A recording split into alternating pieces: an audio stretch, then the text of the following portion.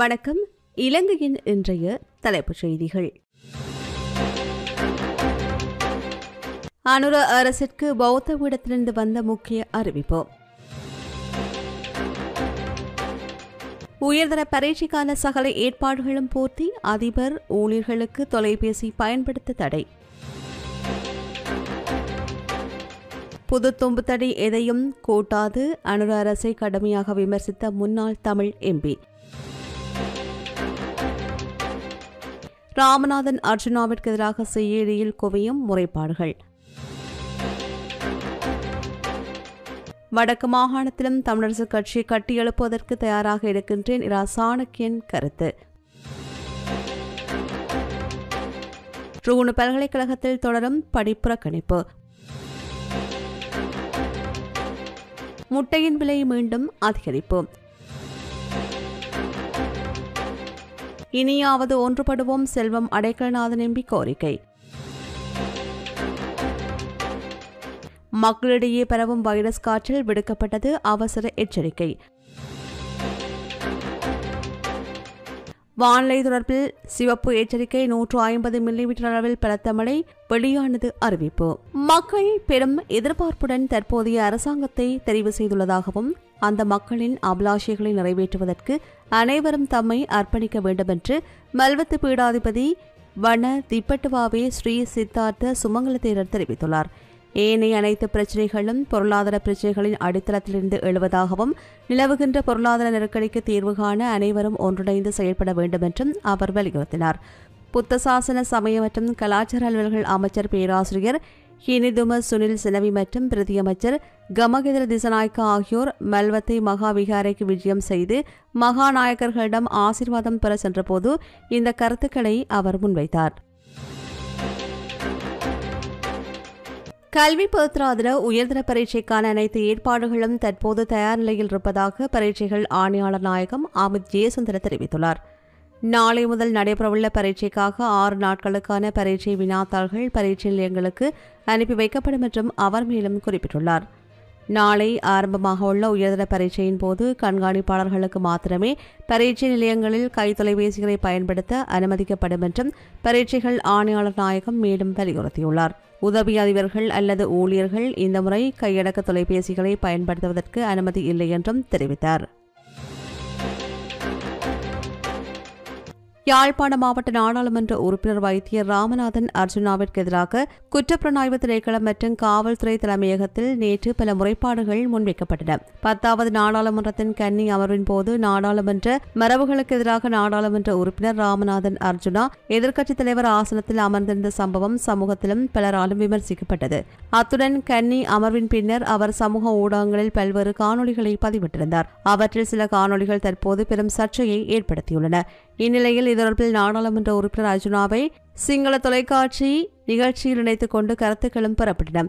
இவ்வாறான பின்னணியில் அவருக்கு எதிராக சுவர்ணபூமி தேசிய இயக்கம் காவல்துறை தலைமையகத்தில் முறைப்பாடை பதிவு செய்துள்ளது. வைத்தியர் ராமநாதன் அர்ஜுனா பிரிவினைவாத கருத்துக்களை முன்வைத்து வருவதாக சுவர்ணபூமி தேசிய இயக்கத்தின் தலைவர் அசங்க ட்ருவன் பொதுப்பட்டியை தெரிவித்துள்ளார். குறித்த முறைப்பாட்டை பதிவு செய்த பின்னர் ஊடகங்களுக்கு கருத்து தெரிவிக்கின்ற போது அவர் இதனை குறிப்பிட்டுள்ளார். எனவே அவரை நாடாளுமன்ற உறுப்பினர் பதவியிலிருந்து நீக்குவதற்கு ஆளும் மற்றும் எதிர்க்கட்சி உறுப்பினர்கள் அனைவரும் அவநம்பிக்கை பிரேரணை கொண்டுவர வேண்டும் என்றும் வலியுறுத்தினார். இதே நேரம் சமூக செயற்பாட்டாளர்களான பாலித லக்ஷ்மன், சிவில் சமூக செயற்பாட்டாளர் குணரட்னா அதிகாரி மற்றும் சமூக செயற்பாட்டாளர் நாமல் குமார உள்ளிட்டோரும் நாடாளுமன்ற உறுப்பினர் வைத்தியர் ராமநாதன் அர்ஜுனாவிற்கு எதிராக முறைப்பாடுகளை முன்வைத்துள்ளனர். இதேவேளை தற்போதைய அரசாங்கத்திற்கு ஆதரவு வழங்க உள்ளதாக நாடாளுமன்ற உறுப்பினர் ராமநாதன் அர்ஜுனா தெரிவித்துள்ளார். தென்னிலங்கை ஊடகம் ஒன்றுக்கு வழங்கிய நேர்காணலில் அவர் இதனை பகிரங்கமாக அறிவித்துள்ளார். அன்றகுமார் திசநாயக்க அனைத்து மக்களையும் சமமாக பார்க்கின்றார். பெரும்பான்மை சமூகத்திற்கு மாத்திரம் அவர் ஆதரவளிப்பார் என்றால் நான் ஒருபோதும் ஆதரவு வழங்க மாட்டேன். தென்னிலங்கை அரசியலை கபுடாஸ் தலைமையிலான குழு நாசம் செய்ததைப் போலவே எமது மக்களையும் தமிழ் அரசியல்வாதிகள் வைத்து பிழைப்பு நடத்தியுள்ளார்கள். இது மாற வேண்டும். அதற்காகவே இந்த நிலைப்பாடு என்றும் அவர் மேலும் தெரிவித்தார். தமிழ் தேசியம் குறித்த ஜனாதிபதி அனுரகுமார திசநாயக்காவின் நடவடிக்கைகள் எதுவும் தமிழ் மக்களை திருப்திப்படுத்தாது என்று ஜனாதிபதி சட்டத்திரணி எம் ஏ சுமந்திரன் தெரிவித்துள்ளார். குறித்த விடயத்தை ஊடகம் ஒன்றிற்கு வழங்கிய நேர்காணலில் அவர் தெரிவித்திருக்கின்றார். மக்கள் நினைக்கவில்லை அன்றகுமார் திசாநாயக்க வெல்லுவார் என்று. ஆனால் தற்போது இதற்கு முன்பு தேர்தலில் 3% வாக்கு பெற்ற ஒருவர் இப்போது 42% வாக்கு பெற்றதும் மந்திரவாதி வந்துவிட்டார், இவர் எல்லாவற்றையும் மாற்றி அமைப்பார், இவரிடம் கொடுத்து பார்க்கலாம் என்று அவர்கள் நினைக்கின்றனர். இந்நிலையில் அவருக்கும் மக்கள் கொஞ்ச காலம் வழங்குவார்கள், மாற்றங்களை கவனிப்பார்கள். அவ்வாறு இந்த மாற்றமும் இல்லாத பட்சத்தில் அவரது பதவியும் பறிக்கப்படும். குறிப்பாக தமிழ் தேசியம் குறித்து அவர் என்ன செய்ய போகின்றார் என்பதை மக்கள் கவனிப்பார்கள். ஆனால் அது தமிழ் மக்களுக்கு திருப்தி அளிக்காது. அத்தோடு இது எங்களுக்கான தற்காலிக பின்னடைவே தவிர விரைவில் இந்த புது தும்புத்தடி எதையும் கூட்டித் தள்ளாது என்பதை மக்கள் உணர்வார்கள். நான் நாடாளுமன்ற உறுப்பினராக இருக்க வேண்டிய அவசியமில்லை. அனுர நாடாளுமன்ற உறுப்பினர் இல்லை தானே. ஜனாதிபதி என்னை தொடர்பு கொண்டு இது தொடர்பாக கேட்டபோதும் நான் விளக்கமளித்திருந்தேன் என்றும் அவர் மேலும் தெரிவித்தார். தேசிய பட்டியல் நியமனம் தொடர்பில் கட்சிக்குள் எந்தவிதமான நெருக்கடியும் இல்லை என்று ஐக்கிய மக்கள் சக்தியின் தலைவரும் எதிர்க்கட்சித் தலைவருமான சஜித் பிரேமதாச தெரிவித்துள்ளார். கொழும்பில் ஊடகங்களுக்கு கருத்து தெரிவிக்கையில் அவர் இவ்வாறு குறிப்பிட்டார். தேசிய பட்டியலுக்காக தற்போது பரிந்துரைக்கப்பட்டுள்ளவர்கள் அனைவரும் மிகவும் பொருத்தமானவர்கள். நாட்டை கட்டியெழுப்புவதில் அவர்கள் அனைவருக்கும் பெரும் பொறுப்பு இருக்க வேண்டும். இந்த பட்டியலில் மிகவும் அனுபவம் வாய்ந்தவர்கள் உள்ளார்கள். வீழ்ச்சி கண்டுள்ள நாட்டையும் 220 லட்சம் மக்களையும் மீட்டெடுப்பதே தமது எண்ணப்பாடாக இருக்கிறது என்றும் அவர் மேலும் தெரிவித்தார். யாழ்ப்பாணம் நல்லூரிலுள்ள தியாகதீபம் திலீபன் நினைவு தூபிக்கு முன்பாக உள்ள பகுதிகளில் மாவீரர்களின் பெயர் பொறிக்கப்பட்ட கல்வெட்டுகள் மக்கள் அஞ்சலிக்காக அங்குரார்ப்பணம் செய்து வைக்கப்பட்டது. மாவீரர்களின் பெற்றோர் மற்றும் முன்னாள் போராளிகளின் பங்கேற்புடன் நேற்று மாலை 6 மணியளவில் கல்வெட்டுகள் அடங்கிய நினைவாலயம் அங்குரார்ப்பணம் செய்யப்பட்டது. குறித்த நினைவாலயம் நவம்பர் 27ஆம் தேதி வரையில் அஞ்சலிக்காக வைக்கப்படவுள்ளது. முல்லைத்தீவு மாவட்டத்தில் பெய்து வருகின்ற கனமழை காரணமாக பரங்கியாறு பெருக்கெடுத்துள்ளது. இதனால் முல்லைத்தீவு மாந்தை கிழக்கு பிரதேச செயலக பிரிவுக்கு உட்பட்ட சிராட்டிக்குளம் கிராமத்திற்கு செல்கின்ற வீதியை மூடி பரங்கியாற்று நீர் பாய்வதனால் சிராட்டிக்குளம் கிராமம் தனிமைப்படுகின்ற அபாயத்தை எதிர்நோக்கியுள்ளதுடன் பரங்கியாற்றின் நீர்வரத்து அதிகரிக்கும் இடத்து சிராட்டிக்குளம் கிராமத்துக்கான போக்குவரத்து முற்றாக தடைபடும். இந்நிலையில் நேற்று குறித்த பகுதிக்கு கள விஜயம் ஒன்றை மேற்கொண்ட வன்னி மாவட்ட நாடாளுமன்ற உறுப்பினர் துரைராச ரவிகரன் தனிமைப்படுகின்ற அபாயத்தை எதிர்நோக்கியுள்ள சிராட்டிக்குளம் கிராம மக்கள் எதிர்நோக்கும் பிரச்சினைகள் தொடர்பில் ஆராய்ந்தார். நிலைமைகள் தொடர்பில் நாடாளுமன்ற உறுப்பினர் துரைராச ரவிகரன் சிராட்டிக்குளம் மக்களிடம் கேட்டறிந்தார். இது தொடர்பாக முல்லைத்தீவு மாவட்ட அனர்த்த முகாமைத்துவ நிலையத்திற்கும் மாந்தை கிழக்கு பிரதேச செயலாளருக்கும் தெரியப்படுத்தியிருந்தார். மேலும் சிராட்டிக்குளம் வீதியை சீரமைப்பு செய்திருமாறு இதன்போது சிராட்டிக்குளம் கிராம மக்களால் நாடாளுமன்ற உறுப்பினர் துரைராச ரவிகரனிடம் கோரிக்கையொன்றும் முன்வைக்கப்பட்டது. இதேவேளை மன்னார் மாவட்டத்தில் கடந்த வியாழக்கிழமை இரவு முதல் நேற்று மதியம் வரை பெய்த கடுமழை காரணமாக 2045 குடும்பங்களைச் சேர்ந்த 7778 நபர்கள் பாதிக்கப்பட்டுள்ளதாக மன்னார் மாவட்ட அனர்த்த முகாமைத்துவ நிலையம் தெரிவித்துள்ளது. தொடர் மழை காரணமாக முறையற்ற கழிவு நீர் முகாமைத்துவத்தினால் மழை நீர் வழிந்தோட முடியாமல் பல பகுதிகள் வெள்ளக்காடாக காட்சியளிக்கின்றது.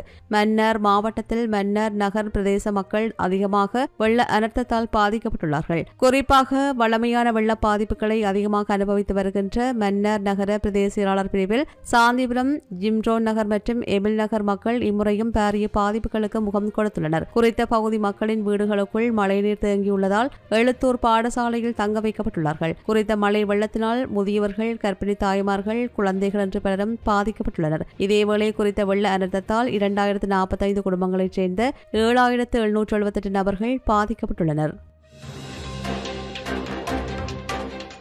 தமிழரசுக் கட்சியினை வடக்கிலும் நாங்கள் கட்டியெழுப்ப தயாராக இருக்கின்றோம். எங்களை அழைத்தால் அங்கு சென்று வடக்கு மாகாணத்திலும் தமிழரசுக் கட்சியை கட்டியெழுப்புவதற்கு தயாராக இருக்கின்றேன் என்று இலங்கை தமிழரசுக் கட்சியின் மட்டக்களப்பு மாவட்ட நாடாளுமன்ற உறுப்பினர் இரா சாணக்கியன் தெரிவித்தார். மட்டக்களப்பு மாவட்டத்தில் நேற்று இடம்பெற்ற நிகழ்வு ஒன்றில் அவர் உரையாற்றுகையில் இவ்வாறு தெரிவித்தார். ஒரு கட்சி 5 தேர்தல் மாவட்டத்திலையும் போட்டி போட்டு 5 தேர்தல் மாவட்டத்திலையும் கிட்டத்தட்ட 50 வேட்பாளர்கள் சேர்ந்து 65,000 வாக்குகள் தான் எடுத்தார்கள். நான் மட்டக்களப்பிலே தனித்து நின்று அதைவிட 200 வாக்குகள் அதிகமாக எடுத்திருக்கிறேன். அவ்வளோ கட்சிகள் சொன்னார்கள், அந்த கட்சி இந்த கட்சி, அவங்க இப்படி அவங்க அப்படி அவங்களை அப்படி என்றெல்லாம் சொன்னார்கள்.